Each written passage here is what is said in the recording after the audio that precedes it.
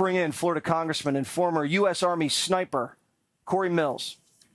What kind of shot was this, Corey, from 130 yards? Look, at the end of the day, this is a shot that your basic training boot camp soldier is requested to make within their 9-week period. This is one of the easiest shots, and they train all the way out till 300 or 500.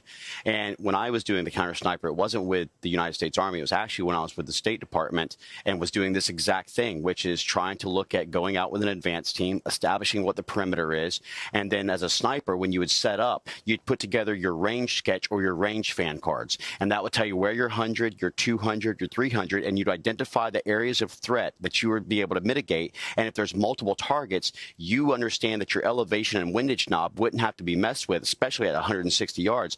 You could literally just look, quickly glance, and know from the reference point, whether it be a building, whether it be a lone tree, whether it be a parking lot, maybe it's a road.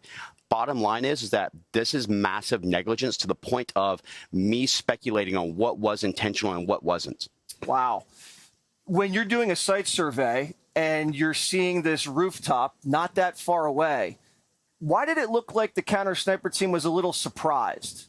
You know, I can only speculate, and we'll have to wait until the investigation comes out, that they thought local law enforcement was potentially climbing up onto the roof when they saw a dark object on a light roof. But here's the issue. Wait, you're saying maybe they misconstrued crooks for a friendly, for local law enforcement? It's very possible. I don't want to speculate until the investigation is over. But the bottom line is that if you saw someone climbing onto a roof that you hadn't authorized any clearance on, it's got a clear line of sight.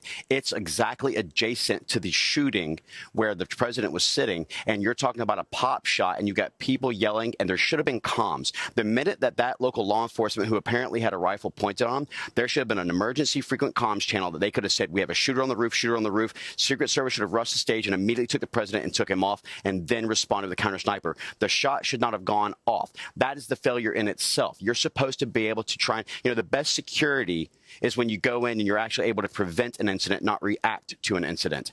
Even if you would have left a law enforcement officer's patrol car in that parking lot with the lights on, that could have been a deterrent. But when you have nothing that is actually showing force protection, you're encouraging this. Look, I'm not sure about who the individuals are on the individual detail Secret Service, but I can tell you under this Biden administration, the one thing I've seen is massive DEI hires. And I can tell you, when you primarily go after DEI, you end up with DIE.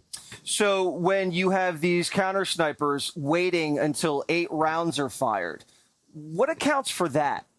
To be honest with you, after the first shot, you get a return fire immediately? The minute that a shot rang out, they should have already been on scope. Your spotter should have already have called the distance if you hadn't looked at your range card, and you should have immediately engaged. Okay. There should have been no reason to have waited a single second. Now, I talked to Eric Trump after the incident. Eric and I are both gun enthusiasts. We both shoot long distance. That right there is a pop shot. But he did say, I've gone out with the CS teams, and they are one of the best. He knows the service detail that's with them. They are loyal individuals who actually do care about the president. I can say that was relayed to me.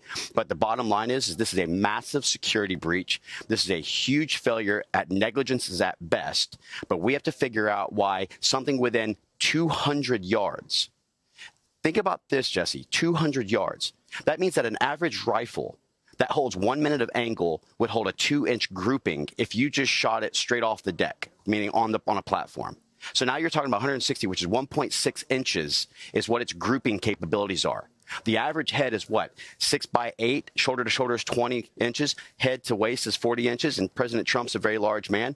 This is a shot that within 5 minutes I could teach you to make 9 out of 10 times. So this is divine intervention. This is the God having his protective hand and wearing Ephesians 6, the armor of God, over the president, because this right here, a millisecond or a millimeter and change, and this isn't an attempted assassination. This is an assassination of a president. Yeah. The devil was in Butler, Pennsylvania, but so was God.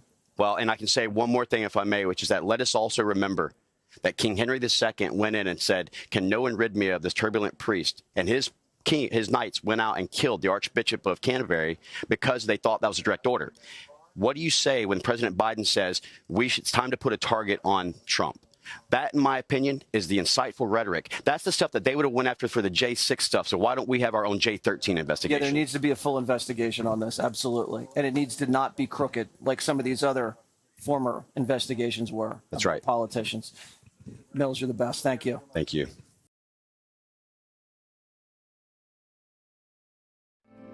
Because the flag still stands for freedom, and they can't take that